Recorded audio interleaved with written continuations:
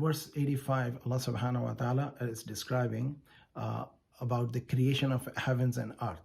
It's a truth and command of Allah subhanahu wa ta'ala that everything came in existence. فَمَا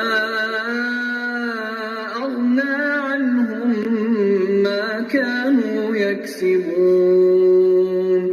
So, whatever they earned did not come to their help. وَمَا خَلَقْنَا السَّمَاوَاتِ وَالْأَرْضَ وَمَا بَيْنَهُمَا إِلَّا بِالْحَقِّ وَإِنَّ السَّاعَةَ لَآتِيَةٌ فَاصْفَحِ الصَّفْحَ الْجَمِيلَ. We did not create the heavens and the earth and all that is in between them without a truthful purpose. The hour is sure to come. Therefore, overlook their evil behavior in a gracious manner. إِنَّ رَبَّكَ هُوَ الْخَلَّاقُ الْعَلِيمُ. Surely, your Lord is the creator of all, the all-knowing. وَلَقَدْ. So in verse 85 and 86, Allah subhanahu wa ta'ala says that we have not created heaven and earth and whatever is between them except for the truth and the fact that Allah is the one who created. And when the day of reckoning or the day of judgment will come, it will definitely be there. So Allah subhanahu wa ta'ala is advising Prophet sallallahu alaihi wasallam, فَاصْفَحْ صَفْحَ جَمِيلًا. So treat their ignorance with a graceful manner. In other words, Prophet says, وَمَا خَاطِبُ الْجَاهِلُونَ قَالُوا سَلَامًا. When you treat or deal with the ignorant, say salam, peace be with you. So in Islam, there's no argument, there's no compulsion, and we give the invite. And Prophet ﷺ is, right now we are talking about in Makkah time, where Muslims are oppressed. They are not allowed to fight back. They are not allowed to resist their punishment or whatever punishment coming to them or tortures coming to them from these disbelievers. So Allah subhanahu wa ta'ala says, indeed Allah was the one who is a creator and all-knowing. And then next verse is about the Surah Fatiha. Many scholars have multiple interpretation of it. Some scholars says this verse is about the first 7 chapters of the Quran, and some says that this is Surah Fatiha, the first chapter which we read when we read the Quran, Al-Fatiha, and that is the one which is to be recited again and again. And Quran al-Azim means it is almost equal to the entire Quran. So there is a lot of benefit of that surah which we should recite, and it is said that whenever you are sick or weak or feeling ill, recite salawat upon Prophet ﷺ and Surah Fatiha, and then there are many references, and blow it on yourself and blow it on the water and drink it. It is the ruqya, means the healing from the Quran, or the spiritual way of healing from all the ill. There was a story about when companions of the Prophet were traveling in a place, they came across a village or a town or the group or tribe. People were very unfriendly and they would not give them anything or any food.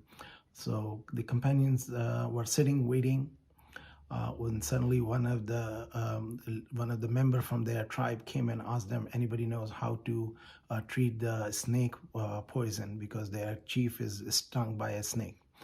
So one of the companions stood up, he said, yes, I know how to treat it. And these people are surprised that how come he's claiming that.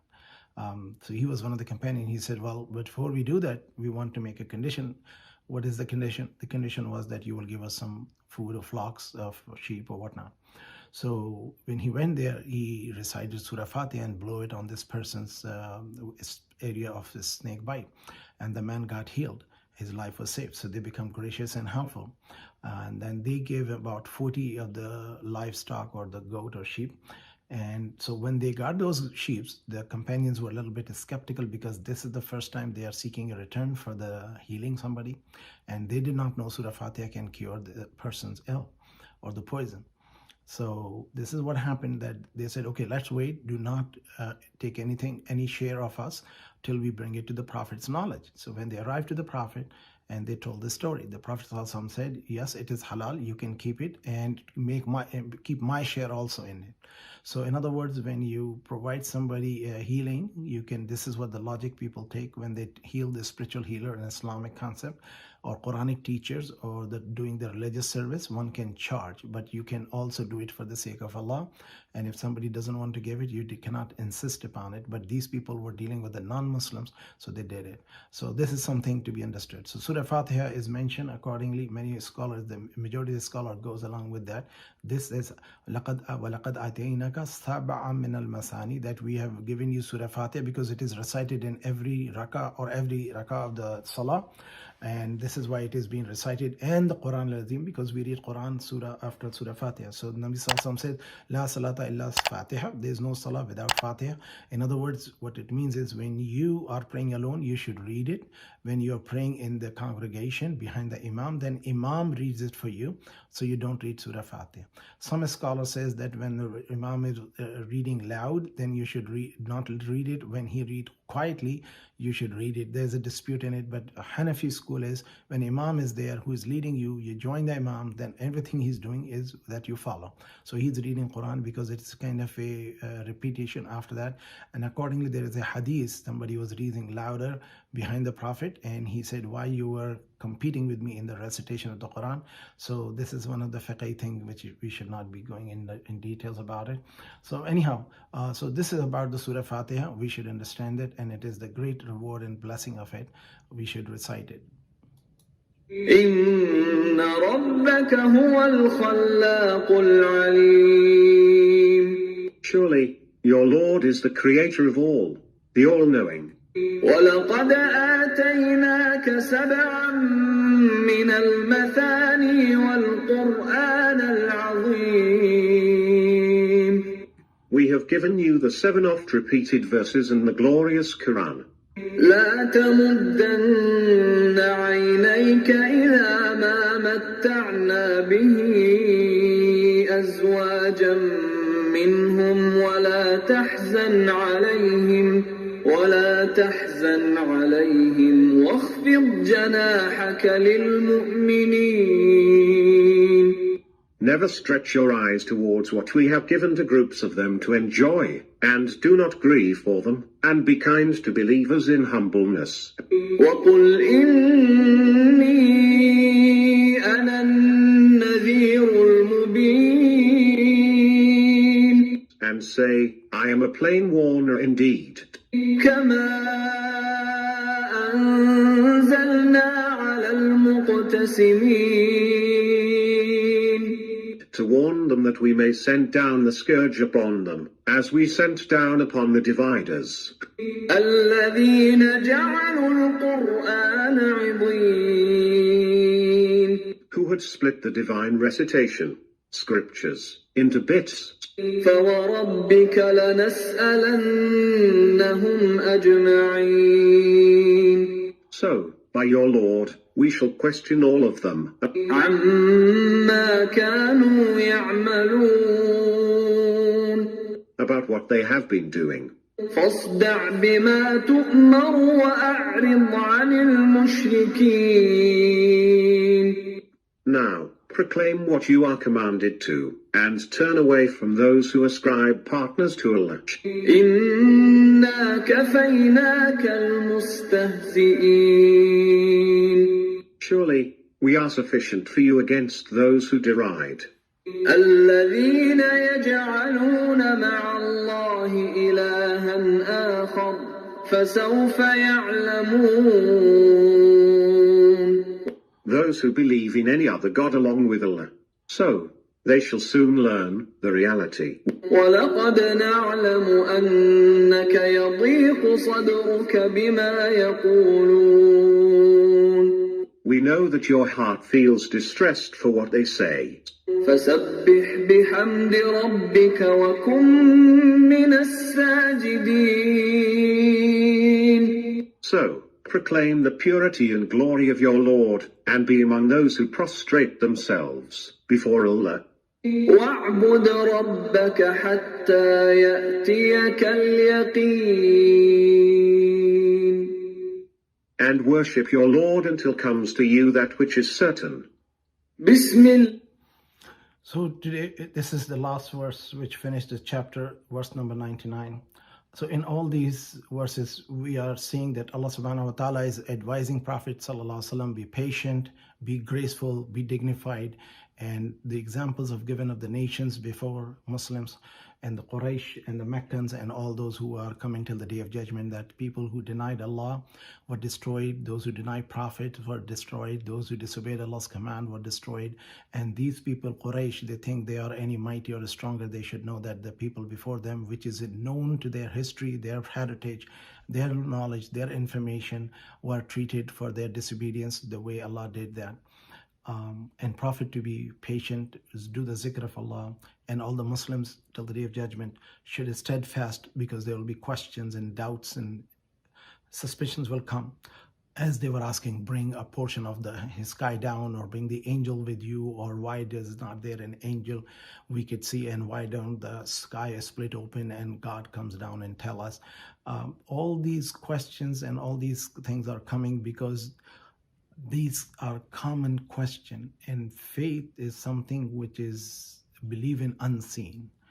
And when the person have seen, Allah says it's not going to benefit. Shaitan is the one who is our open enemy. We heard about it in the last visit, last lectures.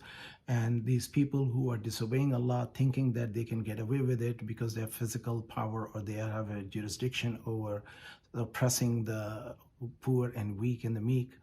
Allah subhanahu wa ta'ala says, do not be intimidated. Just keep doing your job. Keep calling people to the righteous path. Keep being among the people who prostrate and those who do the bowing down and prostration. So this truth will come to everybody. Everybody will come to see this. There's a lot more to talk about the creed, about there's none is worthy of worship except Allah, and Prophet Muhammad sallallahu alaihi wasallam is the last and final messenger of Allah. And these people who are disbeliever, just stay away from them. Just your job is to give the da'wah, give them the best of the physical, personal, moral example for them.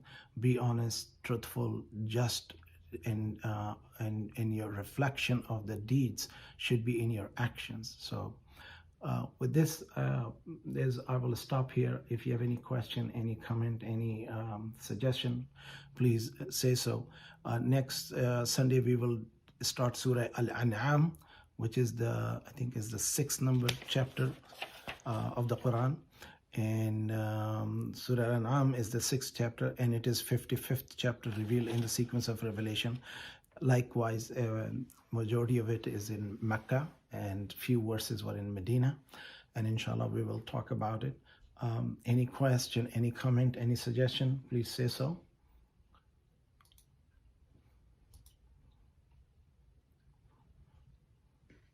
Thank you. You're welcome. So inshallah, we will stop and make the dua to Allah subhanahu wa ta'ala that give us his guidance to the straight path. And whatever we recited, if any mistakes is made, may Allah forgive us. If it's anything good, we should get the blessing from it and our family and our loved ones, and use it as a wasila, as a intercedence for our in world and hereafter, for our blessings. As one of the hadiths, Prophet sallallahu alaihi wasallam said there were 3 people stuck in the cave, and the rock has come and closed the mouth of the cave, and they had no way to relieve themselves, could not move the rock. So they said, let's make the intercedence on our deeds. So first one says, my Lord, whatever I have done, such and such good deed, on behalf of that, open the door of the cave by moving the rock. Rock move a little bit. Then the second one said about his deeds, rock moved a little bit more. The third one said about his deeds, and the rock opened the door, and they got out of that. So this is one of the hadiths of Prophet, that we should use that as a source of intercedence for our deeds whenever do our actions. So I mean, we can use the wasila of our amal, our good deeds, and may Allah subhanahu wa ta'ala accept us and guide us and protect us. And if we have done any wrong, may Allah forgive us and correct us in our misunderstanding, and help us divinely from keeping this faith of unseen Allah and the Prophet we believe in, and the Quran is a word of Allah, and the day of judgment is coming, and we should be protected in that day and should be under the standard of Prophet sallallahu alaihi wasallam, and will be in the shade of Allah That day there will be no shade, and we'll get the blessing from Allah subhanahu wa ta'ala and get the water from the Hawd al-Kawthar, the spring of Kawthar, and then the bridge be speedily crossed, and a place for us in the Jannatul Firdaus al-Ala, the highest Jannah, where we would be able to see and will be blessed. And may Allah bless us with His vision and His consonance to see Him, and be in the company and the closeness to His Prophet Muhammad, peace and blessing of Allah be upon them. Wa akhiru da'wana alhamdulillahi rabbil alameen. Also, Thank you, Shahid. you're welcome, Tasim Bhabi. Actually, there was somebody, I think Tabassum mentioned, she's not in today, that somebody anniversary is there, so we should make dua for that person. I'm sorry, I forgot the name of the person. Somebody is sick, so we make dua with our deeds, what we have done. May Allah cure all the ill people and forgive the deceased people and keep us alive in the Islam and give us death in Iman. Wa akhiru da'wana alhamdulillahi rabbil alameen. Any other suggestion, comment, please say so. Otherwise, we will stop the session. Inshallah, next Sunday we will meet the same time.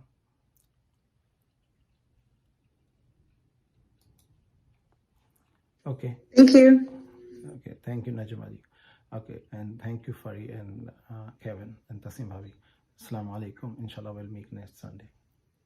Salam. Thank you. Jazakallah.